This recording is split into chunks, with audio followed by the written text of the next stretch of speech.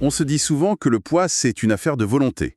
Mange moins, bouge plus, et puis voilà, simple. Mais si c'était plus compliqué que ça, si les choix qu'on pense faire en toute liberté étaient en fait téléguidés par notre environnement, si nos villes, nos supermarchés, nos bureaux même étaient secrètement conçus pour nous faire prendre du poids. C'est cette idée un peu dérangeante qu'on explore aujourd'hui, l'idée d'environnements obésogènes. Et pour ça, on va s'appuyer sur un article vraiment passionnant du linguiste et sociologue Pierre Fraser qui s'intitule « La configuration obésogène du quotidien ». L'objectif, c'est de décortiquer comment notre cadre de vie, de l'urbanisme jusqu'à l'agroalimentaire, sculpte nos corps, presque sans qu'on s'en rende compte. On va essayer de comprendre si le surpoids est vraiment un échec personnel ou au fond la conséquence logique d'un système. Alors, par où commencer? Peut-être par le début. Cette fameuse calorie. Comment est-ce qu'elle a réussi à s'infiltrer, mais vraiment absolument partout? C'est le point de départ de toute la réflexion, en fait. Depuis un siècle, la calorie est devenue notre boussole pour le sain et le malsain. Le problème, bien sûr, c'est pas la calorie en elle-même, on en a besoin pour vivre, c'est son omniprésence, son abondance écrasante qui entre en collision frontale avec un mode de vie devenu, lui, complètement sédentaire. C'est ce grand écart qui crée tout le problème. Et quand on parle d'omniprésence, ce n'est pas juste une image. La liste des facteurs qui ont mis la calorie partout, elle est vertigineuse. L'industrialisation de l'agriculture, l'explosion du fast-food, la généralisation des emplois de bureau. On dirait que tout notre quotidien a été réorganisé autour de ça. Absolument. On pense aux choses évidentes, hein. Les sodas, les pizzas, les plats préparés qui nous sauvent les soirs où on a la flemme. Mais la source met le doigt sur des choses plus insidieuses. Le smoothie qu'on prend en pensant bien faire, la barre tendre qu'on croit être une collation saine. La calorie se cache souvent là où on ne l'attend pas. C'est vrai, elle est partout. Et pas seulement dans les rayons du supermarché. Elle nous attend à la sortie de l'école des enfants, dans les couloirs de l'hôpital, à la machine à café du bureau, au cinéma. Exactement. Ce sont des lieux où, à la base, on ne va pas pour manger. Mais l'offre est là. Agressive, facile, c'est une disponibilité constante, presque passive. On ne la cherche même plus, c'est elle qui nous trouve. La calorie est devenue comme un bruit de fond dans notre alimentation. Ce qui nous amène à un paradoxe assez fou, non? D'un côté, on est inondé de calories, et de l'autre, on n'a jamais été aussi obsédé par le fait de les compter. C'est tout le paradoxe. Justement parce qu'elle est surabondante, la calorie est devenue, pour reprendre les mots de l'article, un paria de la santé. Du coup, on est dans un état de vigilance permanent. Il faut la traquer sur les étiquettes, la calculer, la maîtriser. C'est un effort mental constant qui est la conséquence directe d'un environnement qui nous la sert sur un plateau. Et ça ne s'arrête pas à la nourriture. C'est là que l'analyse devient vraiment puissante. On découvre que même l'aménagement de nos villes est complice. Attends, ça veut dire que l'architecture de mon quartier pourrait influencer mon poids? C'est une des idées les plus fortes, oui. L'article cite des exemples très concrets, des quartiers résidentiels sans trottoir, Ah oui, des pistes cyclables inexistantes ou dangereuses, un éclairage public si faible qu'il ne donne pas envie de sortir marcher le soir. On a littéralement construit un environnement qui rend l'effort physique difficile et l'inactivité, facile. c'est l'histoire de ma vie, ça. Devoir prendre la voiture pour aller chercher une baguette de pain à 800 mètres parce qu'il n'y a pas de trottoir sécurisé. C'est exactement ça. On peut y ajouter les règlements de zonage qui séparent de manière très stricte les zones où l'on vit des zones où l'on achète. Résultat, impossible de faire la moindre course à pied. La voiture est obligatoire. Chaque décision d'urbanisme qui était prise pour de bonnes raisons à l'époque, comme la fluidité du trafic, a eu cet effet secondaire non désiré. Elle a tué la marche. L'activité physique la plus naturelle qui soit. Donc si je résume, on a une abondance de calories d'un côté, et de l'autre, un décor qui nous empêche de les dépenser. La prise de poids devient presque mathématique. C'est l'idée d'un système total. L'article le formule très bien. L'impact de la nourriture malsaine est surmultiplié par la seule configuration des milieux de vie. En clair, c'est pas juste le burger le problème. C'est le fait de manger ce burger après une journée assise au bureau, dans une ville où marcher est une corvée. Les effets ne s'additionnent pas, ils se multiplient. D'accord. Mais si cet environnement n'est pas le fruit du hasard, il faut bien qu'il y ait des architectes derrière tout ça. Qui a intérêt à construire un monde pareil? C'est la question logique, et la recherche pointe assez unanimement vers un acteur majeur, ce qu'on appelle le complexe agroalimentaire. Là, il faut faire attention, parce que ça peut vite sonner un peu complotiste, comme s'il y avait une réunion secrète où des dirigeants décidaient de nous rendre obèses. C'est une nuance cruciale, et l'article est très clair là-dessus.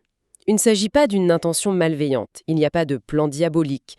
C'est simplement la logique interne d'une industrie. Son but, c'est de vendre. Et pour vendre en masse, il faut produire en masse. Les stratégies de production, de transformation, de marketing, tout est optimisé pour encourager la consommation. Et la calorie, dans cette logique, c'est l'outil parfait. C'est un outil économique redoutable. Les aliments très denses en calories, souvent riches en sucre, en gras, en sel, sont généralement moins chers à produire, ils se conservent plus longtemps et, surtout, ils sont formulés pour être très, très désirables, voire addictifs.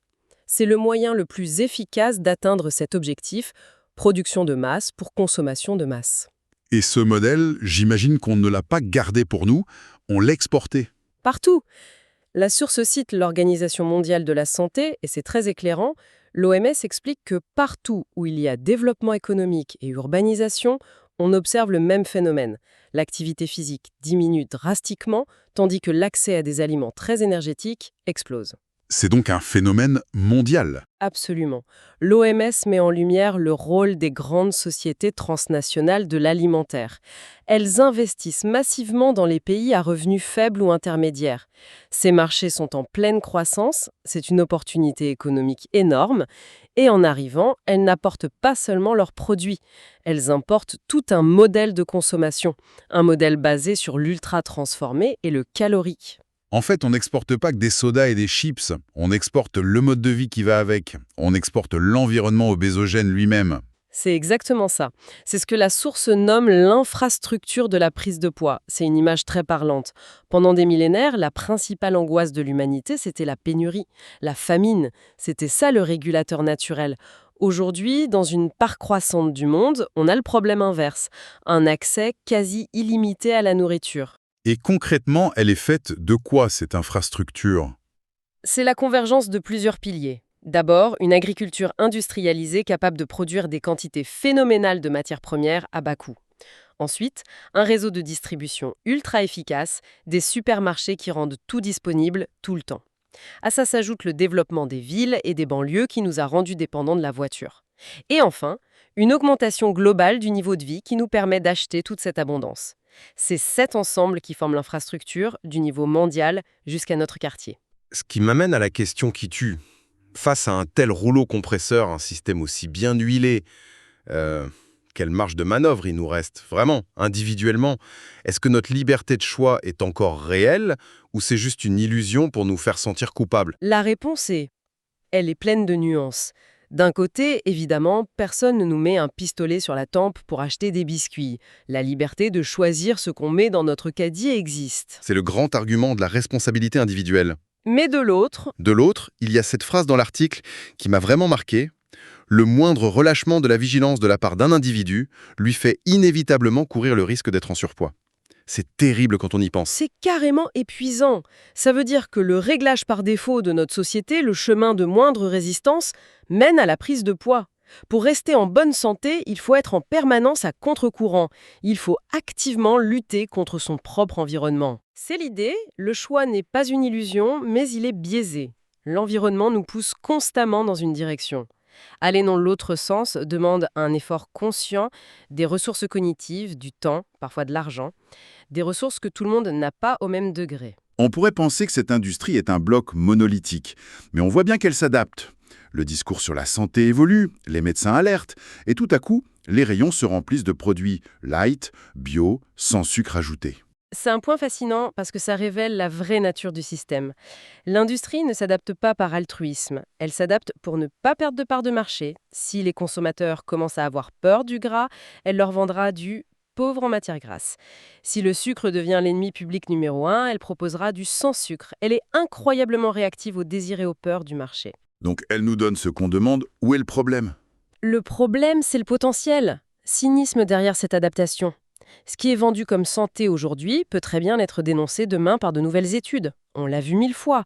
Pensez à la guerre entre la margarine, présentée comme saine, et le beurre, ou aux produits light, bourrés d'édulcorants, dont on questionne maintenant les effets. Donc le modèle de base, lui, il ne change pas d'un pouce. Précisément. Le modèle, c'est de vendre en masse.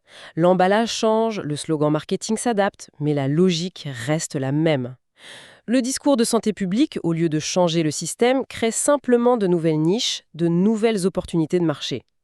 L'industrie s'empresse de les exploiter. Elle ne change pas sa nature, elle change de costume. Alors si on devait résumer tout ça en une idée forte, ce serait quoi? Pour moi, le grand changement de perspective, c'est de passer de la question «Pourquoi est-ce que je n'arrive pas à perdre du poids?» à «Qu'est-ce qui, dans mon environnement quotidien, travaille activement à me faire grossir ?» Ce n'est plus un problème de volonté, mais un problème de design. C'est exactement la clé. On baigne dans un quotidien qui rend le choix le plus facile, manger plus, bouger moins, aussi le plus dommageable pour notre santé. La responsabilité n'est plus seulement sur les épaules de l'individu, elle est diluée dans le système entier.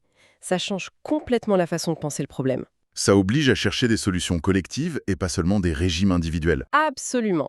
Et pour pousser la réflexion encore plus loin, l'article se termine sur une idée du sociologue Claude Fischler qui est à la fois fascinante et un peu effrayante. Il suggère que le pouvoir du complexe agroalimentaire ne se limite pas à vendre des produits. Il serait capable de reconfigurer les structures culturelles de notre goût. Et attends, ça veut dire que l'industrie ne façonne pas seulement ce qu'on mange, mais ce qu'on aime manger. C'est l'idée, une sorte de globalisation du palais. On aurait l'impression d'avoir des goûts personnels, mais en réalité, nos préférences convergeraient vers des saveurs standardisées, le sucré, le salé, le gras, parce que ce sont celles qui sont les plus faciles à produire et à vendre à l'échelle planétaire. C'est une pensée vertigineuse, mais ça soulève une question incroyable pour l'avenir. Si ce système a un tel pouvoir de modelage sur nos goûts pour favoriser la consommation, est-ce qu'on pourrait imaginer un jour de le retourner, le réorienter pour promouvoir, avec la même efficacité redoutable, des habitudes et des goûts qui seraient, eux, bénéfiques pour la santé? Et c'est là qu'arrive la question subsidiaire, encore plus complexe. Qui aurait l'autorité de décider de ce qui est bénéfique pour tout le monde? Qui serait le grand architecte de ce goût mondial de la santé? On se retrouve face à une perspective qui mêle un immense espoir et une profonde inquiétude.